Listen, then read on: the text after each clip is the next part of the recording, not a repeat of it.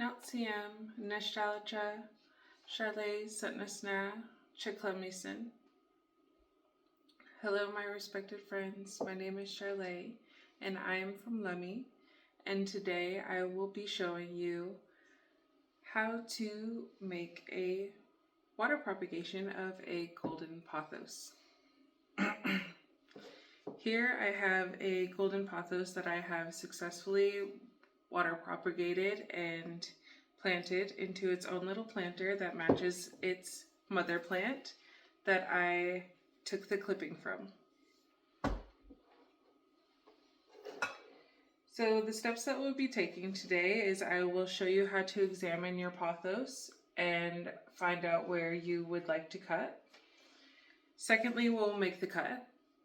And thirdly, we will stick that cutting into some water and make a water propagation. The tools that you'll need for this are a mother plant that we have here, the mother pothos. We have clippers to make the cut. We have hydrogen peroxide. This is to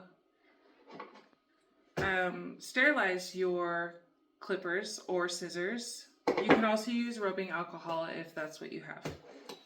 We have a jar to place our cuttings in and fill with water. I have an example here to show you what the cuttings could look like after the cuts are made, and this is an example of a cutting that is fully rooted and the roots are fully developed and ready for potting. So that is what that looks like. Now, to examine your pothos, my pothos I like to keep full and not have hanging over the side. So here we have the pothos that is hanging over the side, and we have these little nodules that come out that are, each one of these are aerial roots that usually in the wild would climb. They use these aerial roots to shoot out and climb up. If you ever see vining plants that are in tropical areas, they are climbing up trees or whatever, and they use these aerial roots to shoot out and grab onto things. So these are where the roots will establish when we put these in water. Here I will cut just inside of here, in between two nodules.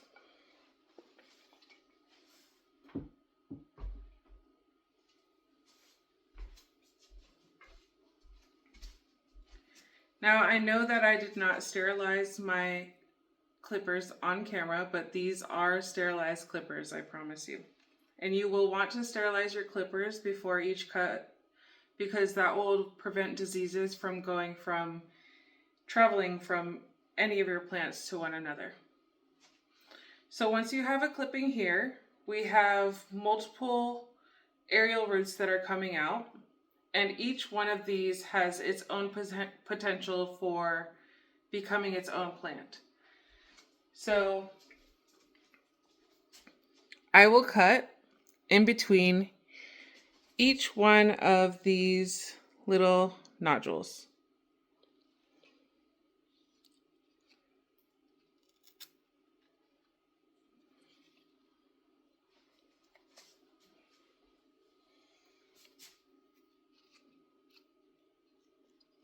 And they create about 1 inch cuttings. Now, once you have these cuttings, sometimes people like to dip them into cinnamon or charcoal to kind of sterilize the wound that is made. I like to let them sit out for a few hours or overnight to let them callus over. This will prevent these open ends from rotting and spreading that rot into the water and causing root rot before your plant even has a chance to establish itself.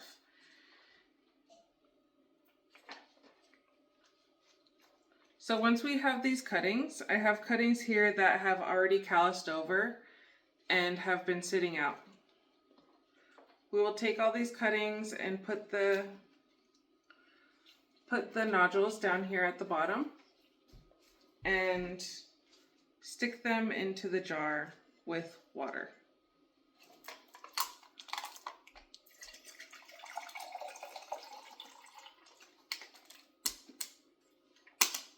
And now you have a water propagation that will start to root in about 3 to 4 weeks.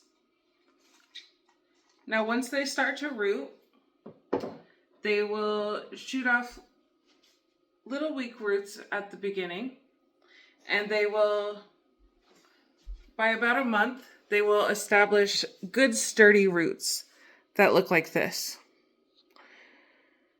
And that is when you want to plant, so that you can prevent root rot from rotting your roots out completely and causing the plant to fail. This is what after your pothos is completely rooted and established, you can then pot into a pot, and this is what it could potentially look like. So we've gone over the clipping. We've gone over root rot and how to wait for your roots to be established before potting. And now you have a free plant.